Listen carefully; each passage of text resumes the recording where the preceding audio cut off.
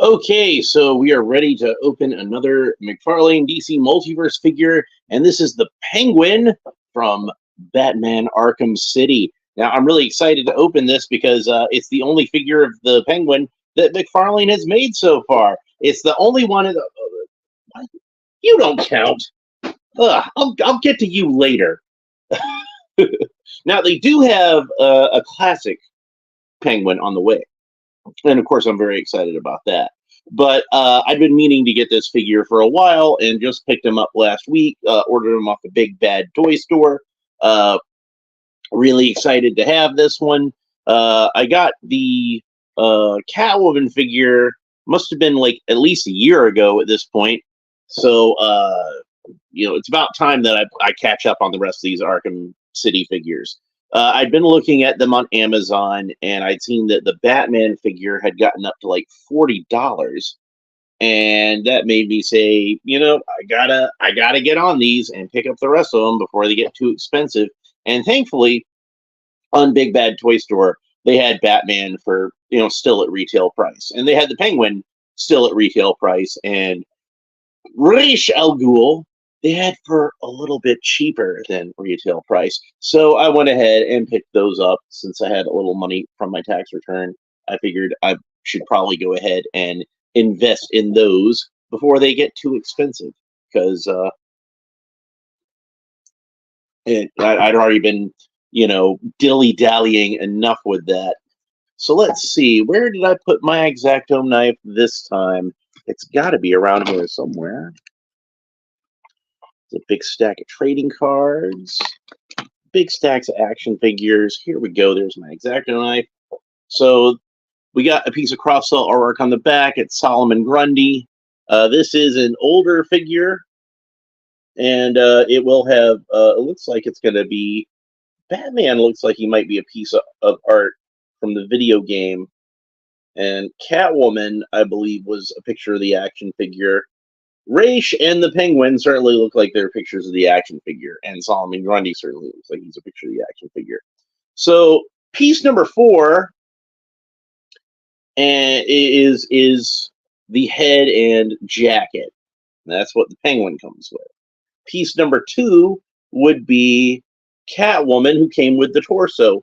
Piece number 1 is the legs. I don't think this assembly makes any sense, so I'm going to open it in the order that makes sense to me. Now, obviously, I already opened Catwoman because I got her separately earlier, but the body would have been the main piece that I would have wanted to start with anyway, so that worked out pretty well. So let's go ahead and open up the Penguin, and the first thing we're going to do is get those Build-A-Figure pieces out and put those together. Like, why would it make any sense to put the arms on before you put on the jacket? It seems like it's going to be a lot easier to put the jacket on before you put on the arms. I don't know. I don't think they put much thought into the order that they do this in, because a lot of the times I look at it and I'm just like, this doesn't make any sense. Why do they have it in this particular order? Really, piece number 1 should always be the body, because you're going to attach everything to the body. If piece number 1 is the head, and piece number 2 is the arms, and piece number 3 is the legs, like, what are you supposed to do there? What are you supposed to attach them to? Everything attaches to the body, so just have piece number 1 be the body. It doesn't seem like it. So it's got like a big rubber band across like the middle of the inside of the suit. Why? Because again, we gotta hold that suit jacket in. It's really important to make sure that that doesn't fall out during any point in the process. I finally got it to fall out, but you see, it took some effort. So let's go ahead. We'll put the head on first. All right. So Solomon Grundy is a character that I've long been a fan of, ever since Challenge of the Super Friends. For a lot of us, I think that would have been the first time we would have seen Solomon Grundy, and discovered a lot of the great stories with him in the comics later on with the Justice Society.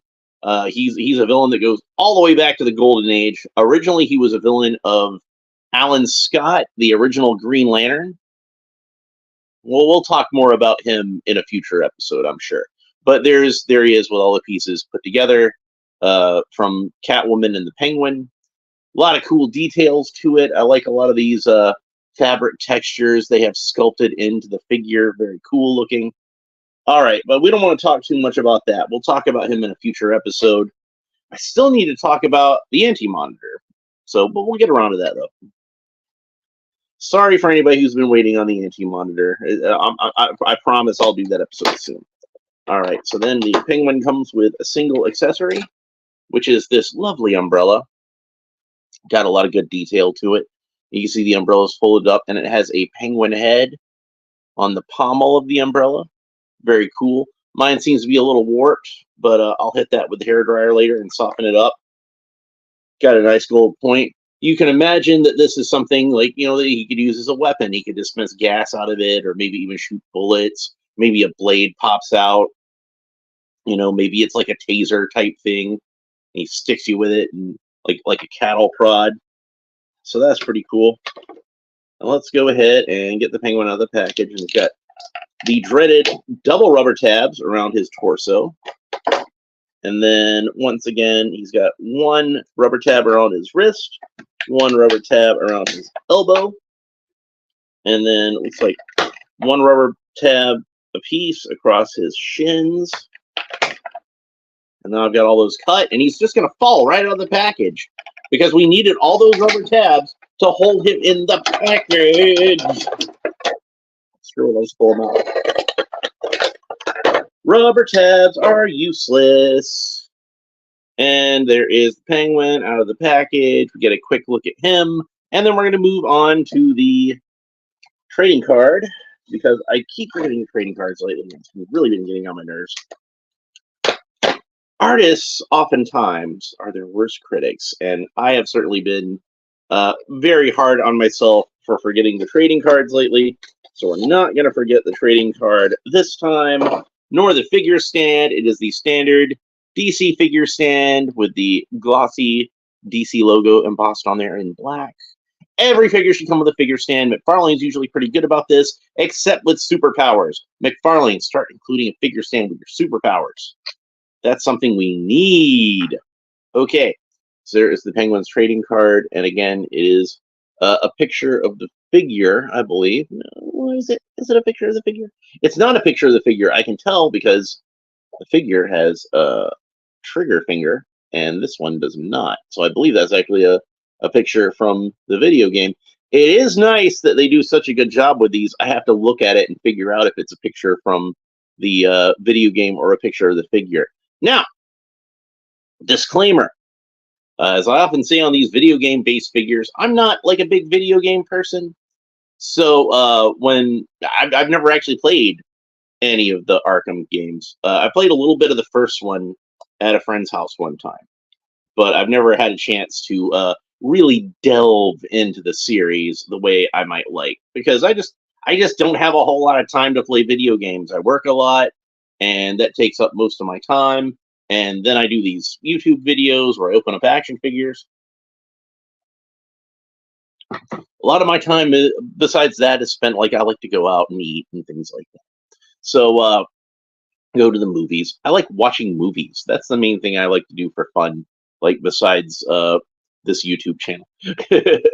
and I make a lot of custom action figures and things like that. So anyway, this is what the back of the card looks like.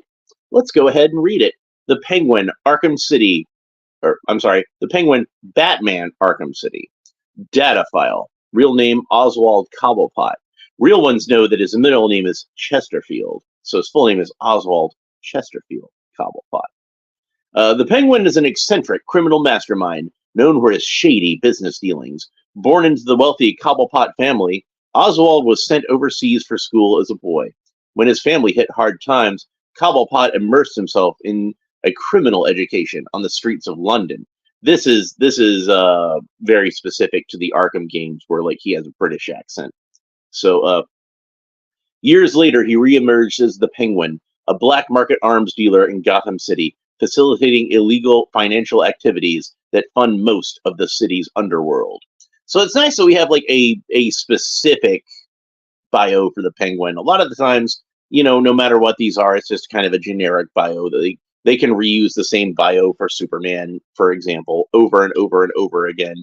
But this one actually does kind of delve into the Arkham games and their version of the Penguin.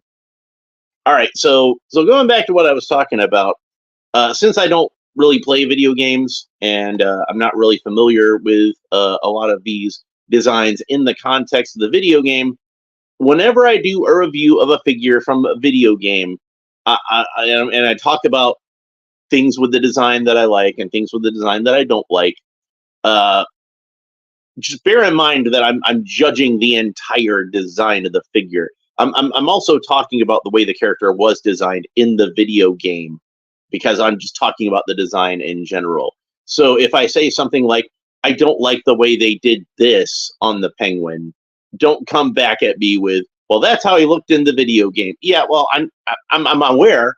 I'm aware it's a figure based on a video game, but sometimes I don't like the design they made for the video game, or sometimes I really like the design they made for the video game. So credit and blame to the video game developers whenever I say something like that about the figure. Just when I say this figure, just pretend I'm talking about the design in general. I think that's probably the best way for us to go on that. All right, so Penguin. I do not have the Arkham City Batman opened up yet, but I do have George Clooney Batman handy. So, of course, everybody loves George Clooney. He's just the best Batman. Well, he's not the worst Batman. Not anymore. Anyway, so we can compare him for height. Clooney's about like the standard for height on Batman. Some Batmans are a little taller, some Batmans are a little shorter. But you can see that the scale is pretty good with the Penguin and Batman. He's a short little fella, as he should be. Very rotund fellow, as he should be. I like the overall design of this Penguin. I feel like it takes a lot of influence from Batman Returns, the design of Danny DeVito in that movie, the way his Penguin looked. You've got the longer coat with the furry collar, and that does very much bring to mind the Danny DeVito version. He does have like kind of a grittier, filthier sort of look, which I enjoy. Again, that seems kind of influenced by Batman Returns, where our boy lived in a sewer. His vest is almost more like a sweater vest looking thing. Now, looking at the trading card, it looks like it's maybe just a pattern that's like woven into it, like embroidered or whatever. But on the figure, it almost has more of like a sweatery kind of texture. So like he's got like a sweater vest. You know, like Arkham City, I believe, is supposed to have kind of a post-apocalyptic storyline almost to it. Like just that the whole city is just gone to hell, basically. Like a no man's land kind of storyline. And this design of the Penguin, I feel like, really fits with that world. But, you know, you could use this as the Penguin in just a standard comic book storyline or whatever you wanted to use him as. He'd still look good in, I think, any sort of Batman villain display. He's very recognizable as the Penguin. Now, one thing that I don't like is I feel like his nose is like way too short. The Penguin should have like a longer, beakier nose. And like you can see they made it like a little long, but you know, not as long as the Penguin's nose probably should be, I don't think. He looks a little bit to me like Jonah Hill. And the weird part of that is he looks more like Jonah Hill after he lost a bunch of weight. You know what I mean?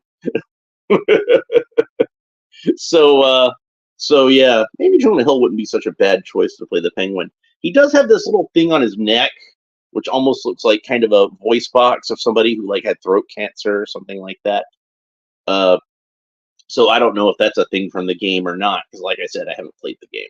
But if you have played the game and you know what that thing is, let me know in the comments. That'd be nice. So really good figure, lots of cool details with the jacket and everything. You know, I think anybody who's a fan of the video game specifically would be pretty happy with this figure in general. But again, if you're somebody who's not familiar with the video game and you're just a fan of Batman from the comic books, you know, this still works pretty well as just a general sort of Penguin figure. Now, like I said, they've got that classic Penguin coming out soon, and that one is exactly the comic book Penguin, exactly the one I grew up with. So I'm looking forward to that one. I'm pretty excited about that one, but I'm really glad to have this one in my collection because I do think he's really cool looking and I really like him. And you can see like there are some story specific things, like he's got this bandaged hand. I'm sure that's something from the video game at some point. And one thing that I don't really care for on this design, and it's not so bad on the figure because you can't really tell so much, is like his monocle is like some broken off piece of the soda pop bottle or something that he's got wedged in there. To me, that's just kind of ew. That's where we went a little too hard. I think he can just have a regular monocle. I think that's okay. So let's go ahead and talk about his articulation. Penguin can look down about that far. He can look up about that far. It seems like the brim of his hat kind of bumps up against his jacket collar. Maybe he could look up a little bit further if not for that. But what are you gonna do? He's got a high furry collar on his jacket and he's got a top hat. There's only so much you can do with that. So he can tilt his head kind of quizzically from side to side and move his head all the way around. It did pop off because, again, bumped into that high collar and it came off really easily. But in theory, his head should rotate all the way around. It's just the collar kind of interferes with that a little bit. But again, that's to be expected. Arms rotate all the way around at the shoulder. Arms move up about that far. You know, it's not even that the jacket is hindering it at that point. That's just as far up as the arms go. He does have a bicep swivel. Bicep rotates all the way around. He does have double jointed elbows, which give you a surprisingly good range of motion for such thick, stubby little arms.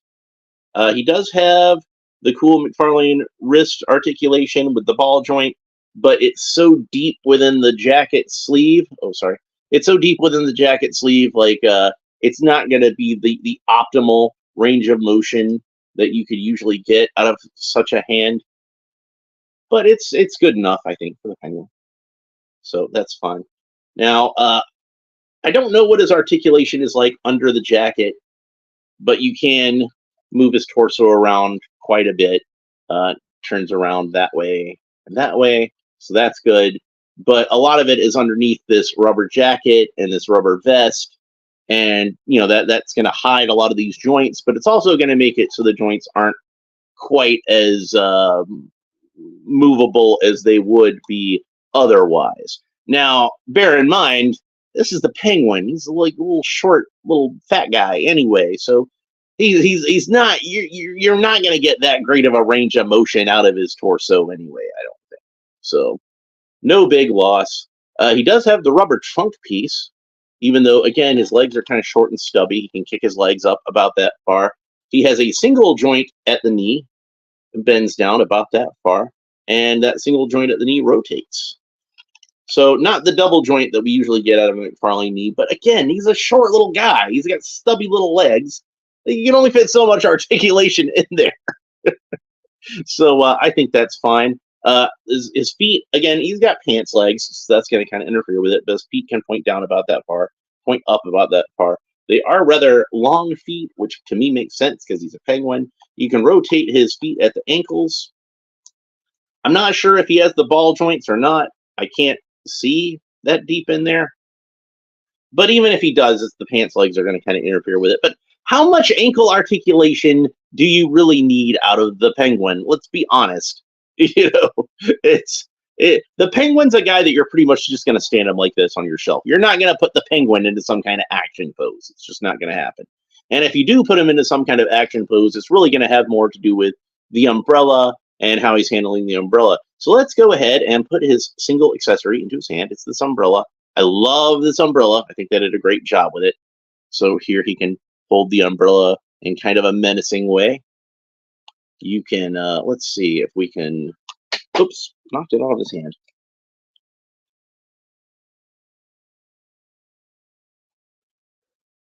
We can get him into like a kind of two-handed sort of grip. Now this is an open hand on his left hand, so it's not actually going to grip it, but you can still kind of set it so it looks like he's holding it in his left hand.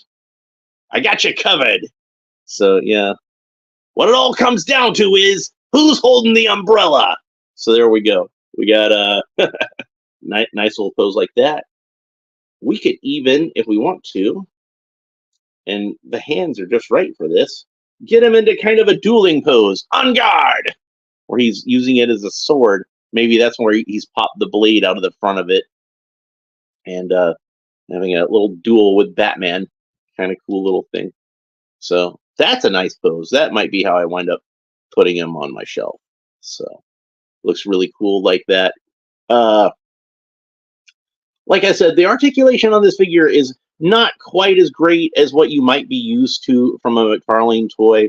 But at the same time, like if we put it on a sliding scale and we're talking about, specifically the character of the Penguin, who well, while the Penguin is surprisingly nimble for a man of his stature and girth,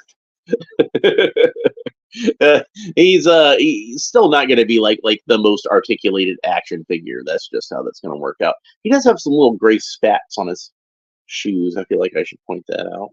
I kind of wonder when I get the classic Penguin, I'll compare how many parts that this guy might share with that Penguin. Because obviously the head and the jacket are probably going to be completely different, and that includes the arms as well. But I'm thinking the lower half of this figure, they could probably reuse that for the comic book style Penguin. I think that could probably work. Save them a little bit of money on molding costs, and I'm totally fine with that. I'm the type of person that I'm totally cool with the reuse of parts as long as you're doing it in a clever way that results in a nice action figure. Hell, I've been doing all these videos talking about the Robin Hood Prince of Thieves action figure line, and that's pretty much all that line was. If you haven't watched those, go ahead and watch them. They're a lot of fun. I've had fun making them anyway. So that, I think, is pretty much it for the Penguin. Not a whole lot else I can say about this guy. He definitely gets a recommend from me. Even with the classic comic book Penguin coming out, I think this one's cool and unique enough on his own that any fan of the character is going to want to have him in their collection. And at least until they actually put out a proper Danny DeVito Penguin, this is the closest thing we have right now. But yeah, like a lot of the designs in Arkham City, I like this design fairly well. It does evoke a lot of classic Batman styling. I think probably the main thing they were going for with this design was they were thinking about the Batman the Animated Series design of the Penguin, or should I say designs, and that this is kind of like meeting halfway between the more Danny DeVito-ish design in the earlier seasons of BTAS and the more Golden Age design they came up with in the new Batman adventures. So it definitely seems like a Penguin that seems kind of consistent with those. You could almost imagine this as being like the second step in the middle, with BTAS being step number 1 and the new Batman Adventures being step number 3. This could be step number 2. So he's pretty cool. I like him. Tomorrow I will be opening up Ra's al Ghul, so make sure you don't miss that. You want to make sure you catch it. Make sure you like and subscribe. All the fun YouTube stuff down below. Leave a comment. Let me know what you think about this figure and what you think about the Penguin in general. Who do you think is the best portrayal of the Penguin in live action? I know that the Gotham TV series has a lot of fans. I know that version of the Penguin is pretty darn popular. I'm a big fan of Burgess Meredith on the old television show. Loved Danny DeVito in Batman Returns. Thought he was great.